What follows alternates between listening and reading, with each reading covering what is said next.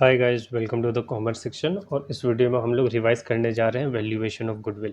ये आपका एक अलग से यूनिट होता है जिसमें आपका valuation of goodwill plus valuation of shares दोनों ही चैप्टर्स को मिला के एक अलग से यूनिट बनी हुई है।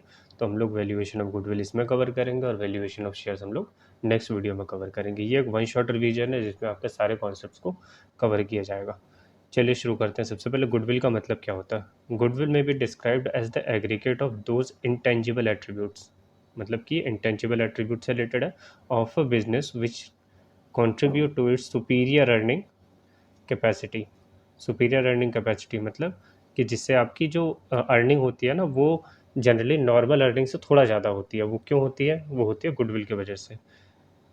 It may arise from such attributes of a business as good reception, favorable location, ability, skill of its employees, management, nature of the products। तो गुडविल जो बनती है या गुडविल की वजह से जो एक्स्ट्रा अर्निंग होती है वो किन किन रीज़न से होती है? जनरली वो होती है इन रीजन्स की वजह से। गुड रिसेप्शन, फेवरेबल लोकेशन या ability, skill of employees, management, nature of the product. हालांकि इसके ऊपर से एक अलग से क्वेश्चन आता है जिसको हम लोग अभी इसके नीचे हम लोगों ने डिस्कस करना है। वो एग्जामिनेशन में भी बहुत बार पूछा जाता है। अगर इसमें से थ्योरी क्वेश्चन आता है तो वही क्वेश्चन जनरली पूछा जाता है। ठीक है, तो उसको हम लोग कवर करेंगे। From the different angle the term goodwill can hardly be said to have a precise significance. It is generally use to denote the benefit arising from connection and reputation, and the value is what we what can be got for the change or being able to keep the connection to improve it. Under the sale of an established business is goodwill is has marketable value। ठीक है। Upon the sale of established business मतलब जो business already established है, जिसका market में सबसे ज़्यादा नाम रहता है, उन बिजनेस को अगर सेल करोगे ना तो उसकी गुडविल अलग से सेल होती है, मार्केटेबल वैल्यू होती है उनकी गुडविल की। वेदर द बिजनेस है द प्रोफेशनल मैन और any other person, but it is plain that the goodwill has no meaning except the connection with the continuing business.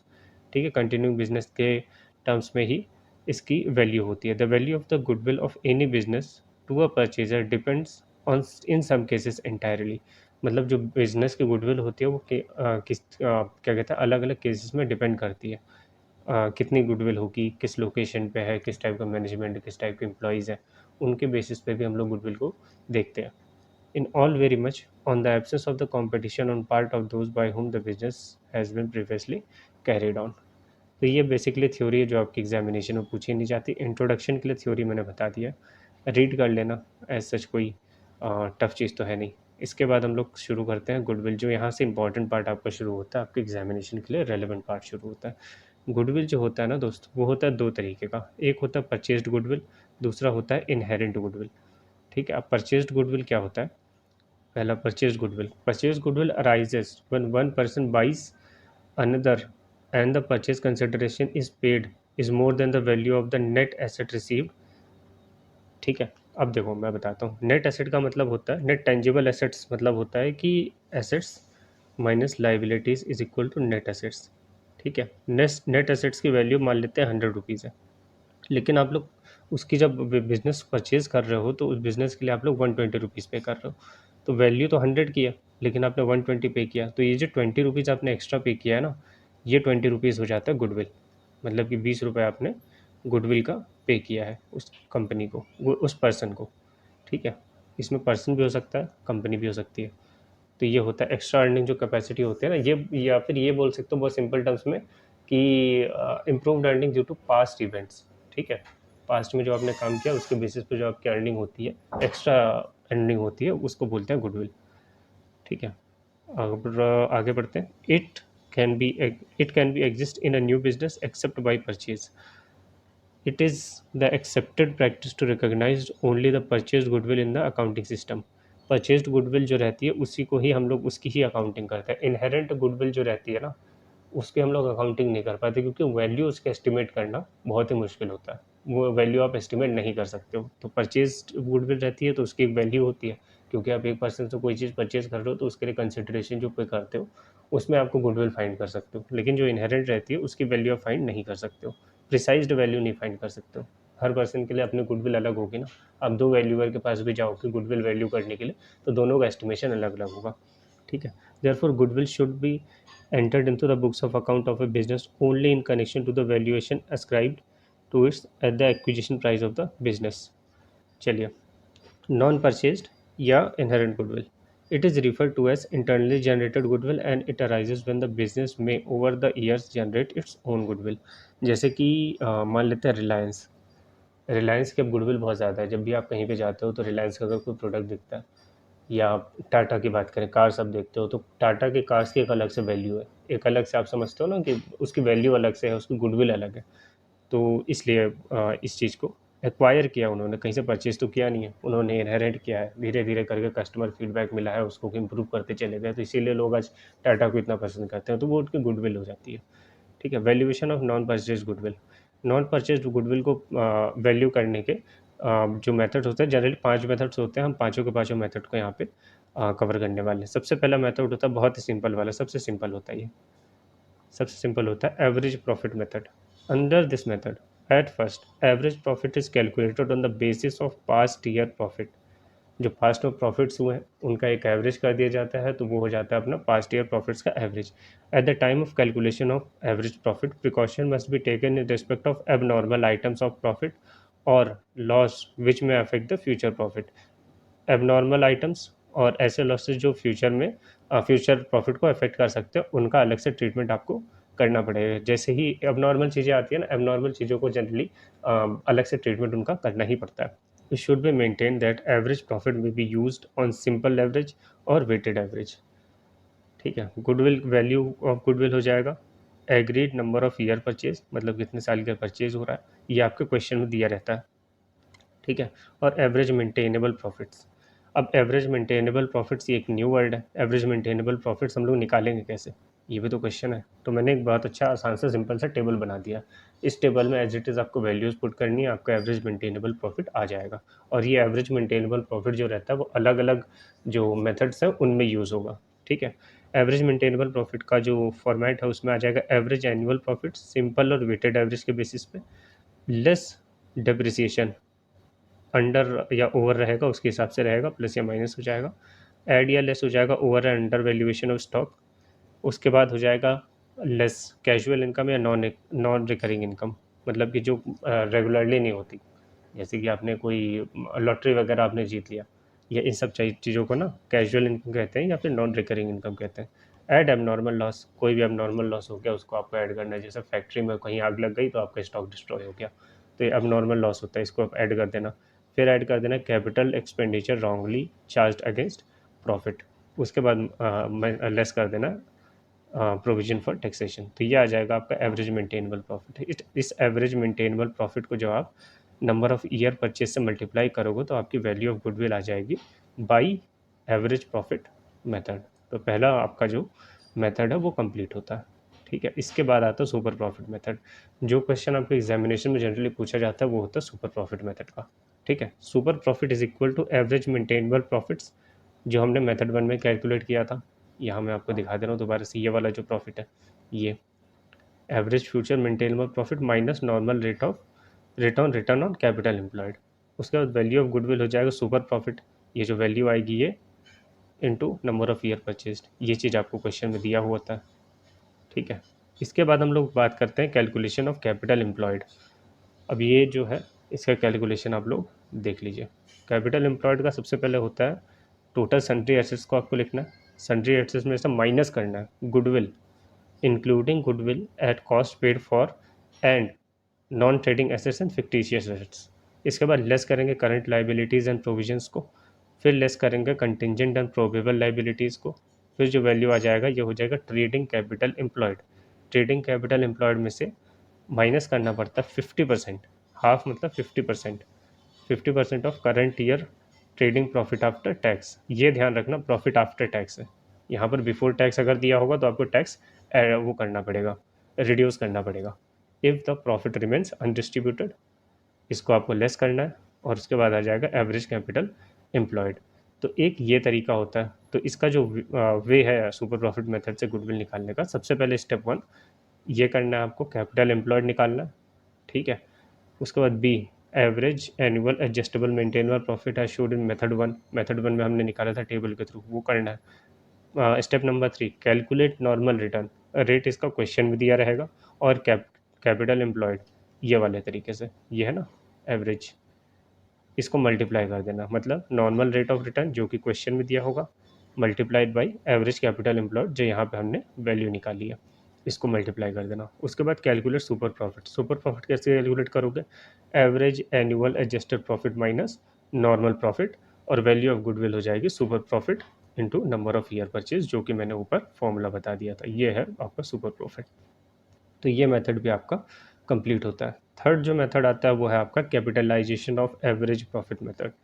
Simple है, दो चीज़ें तीन चीज़ें निकालनी होती हैं, उन्हीं के बेसिस पे आपको मेथड चेंज करके अप्लाई करना होता है। जैसे कि इसमें चार चार स्टेप्स हैं, ठीक है, चार स्टेप है, इसको हम लोग देख लेते हैं। Capitalisation of average profit method, इसमें स्टेप 1 होता है calculate average adjusted maintainable profit as shown in method 1। मतलब जो टेबल बना के हमने कैलकुलेट किया था ना आंसर फाइनल वाला, वो है एवरेज एनुअल मेंटेनेबल प्रॉफिट्स।